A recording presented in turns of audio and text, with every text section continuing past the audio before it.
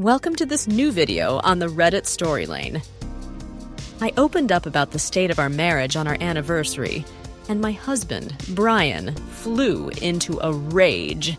What followed was something I could never have imagined. "Where did you get this?"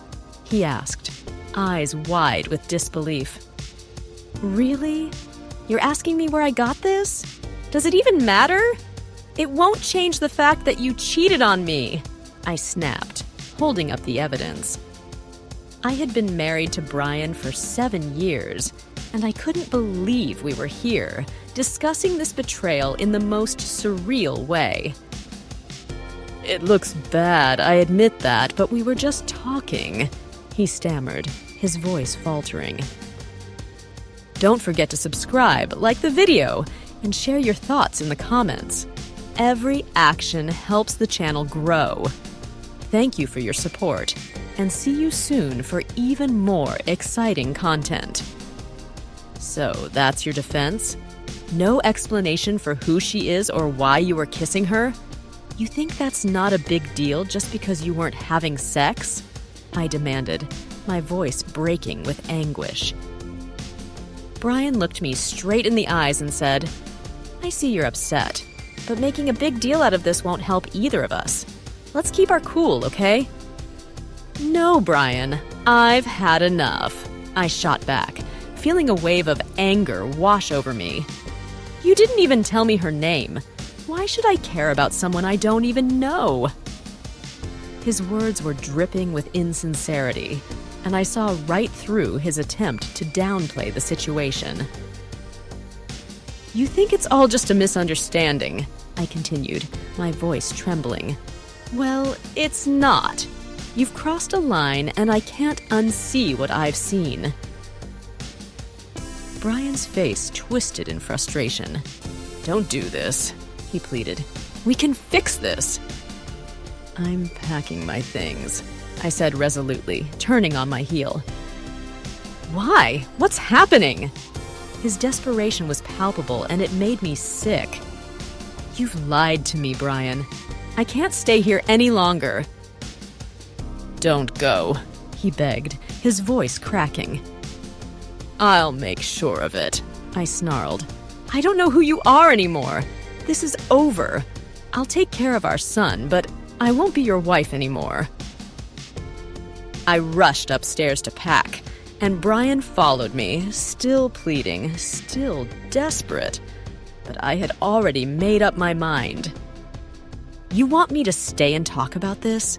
If you had been honest with me, I would have stayed to talk about it, for the sake of our family. But you chose lies over honesty," I said firmly. I packed quickly, my heart racing. The door slammed behind me as I walked out, feeling as if a weight had been lifted, but also knowing I had made a huge choice. The trust that once bound us was shattered, and there was no turning back. I checked into a motel, needing space to think and figure out my next move. A weekend alone seemed like the only thing I could do right now. If I divorced Brian, Bobby would have to live in a single-parent home, and that would mean child support payments. The thought gnawed at me. Despite Brian's betrayal, I didn't want Bobby to suffer. The motel room was cold and impersonal, a stark contrast to the warmth of the home I had just left. I spent the weekend in agony, the silence pressing down on me like a heavy blanket. On the one hand, I knew it was the right choice. On the other, I couldn't shake the image of our son, Bobby, and the loneliness that seemed to surround me. The absence of my family was unbearable. I cried myself to sleep more than once. The next day, my phone buzzed incessantly. Messages from Brian, a call from Bobby. I wasn't ready to face them, but I knew I couldn't ignore the situation forever. My life had been upended, and I needed to figure out what was next. Brian and I had built a life together, or so I thought. We had moved for his job, leaving behind friends and family. I had found work in a call center, and a year later, we had Bobby. Our lives had seemed perfect on the surface, but cracks had been forming beneath the facade. I felt disconnected from Brian's world, the world of his coworkers and professional events. Our social life revolved around them. I often felt like an outsider struggling to fit in. At one of these gatherings, I finally couldn't take it anymore. I sat at the far end of the table, away from Brian, away from his world. Cassidy, one of his co-workers, quickly took notice. "Brian, why don't you sit next to me?" she suggested, her tone flirtatious. Everyone around the table was confused by my behavior, but I didn't care. The awkwardness was something I had come to expect from these get-togethers. When dinner ended, I made a decision. I was done trying to fit in. That night, I confronted Brian. "We need to talk," I said, my voice steady but firm. He looked surprised. "What's this about?" I handed him my phone, the same one I'd used to uncover his secret texts. "You need to tell me who she is," I demanded. "If you're so willing to ruin our marriage, at least be honest about it."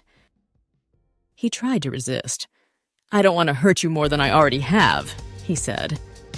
"You're going to tell me," I insisted. "Otherwise, I'm done. Don't come near me. I'll stay in the guest room until you're ready to face the truth." Brian sobbed, but I didn't let up. He had made his choice. Now I was making mine. We spoke only about Bobby for the next few days. The tension between us was unbearable. And then one evening, he introduced me to her, Cassidy, the woman who had come between us.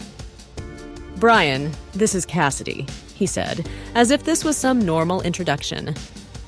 I stared at her, trying to keep my cool, but inside, my anger was boiling over. I couldn't believe the audacity. "You've been with her all this time, and you never thought to tell me?" I said, my voice barely controlled. Cassidy looked uncomfortable, but Brian stood his ground. "It's complicated," he said. "Complicated?" I repeated, incredulous. "You think that makes it better?" The situation quickly spiraled, and I was left with no choice but to accept the reality that my marriage, as I knew it, was over.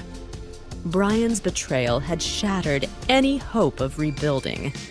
The emotional turmoil I felt that night was overwhelming. Brian tried to convince me that everything was fine, that we could move forward, but I couldn't ignore the reality of what had happened. That night, as I lay in the guest room, I knew this was the end of everything we had built together. The moment the divorce lawyer spoke about alimony, I felt my chest tighten. Brian had already made up his mind, and the legal battles were inevitable. It didn't help that in this state, the rule was typically 1 year of alimony for every 2 years of marriage, with a cap of 20 years. So, that meant 3 to 5 years of paying him, depending on the judge. I could only imagine how he'd use that time. The thought of him laughing and living it up with someone else, all while I was footing the bill, was maddening. But I had to stay calm, at least for my son's sake. I didn't care about the details of Brian's new life, but I couldn't deny that the thought of paying him and supporting his independence for years just didn't sit well with me. My only focus was the custody arrangements and making sure my son, Bobby, wouldn't suffer. I sat across from my lawyer as he explained the finer details of the divorce. "You need to decide what you want for visitation," he said, his voice steady but carrying the weight of the situation. "You don't want to be an absentee mother. You can't let that happen." The thought of being away from Bobby for months, even up to a year, was unbearable. He was only 8 months old. How could I miss those crucial moments of his life? I couldn't allow myself to be just another distant parent. My eyes locked with my lawyers as I asked, what if I continue living in the same house until the divorce is finalized? Would it be inappropriate for me to stay here and maximize my time with Bobby? He leaned back in his chair, his face hardening. It's not common, but it can happen. But unless you can prove that you weren't living together in an intimate way, almost impossible to do, the timeline resets. A judge will find it hard to believe that you weren't living as a couple still. I fought the impulse to argue. The last thing I needed was to give Brian more ammunition. I'd already seen the way he could manipulate a situation. But if he accuses me of intimacy, would he have to provide specifics, like where and when? I pressed, trying to find any loopholes.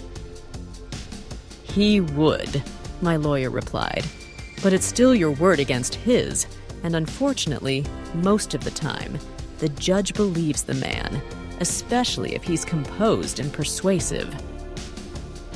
The anger I was feeling only deepened. I could already picture the courtroom scene, Brian playing the role of the wronged husband, convincing everyone of his victimhood. How did we get here? I muttered, more to myself than my lawyer. How did we go from a life together to this?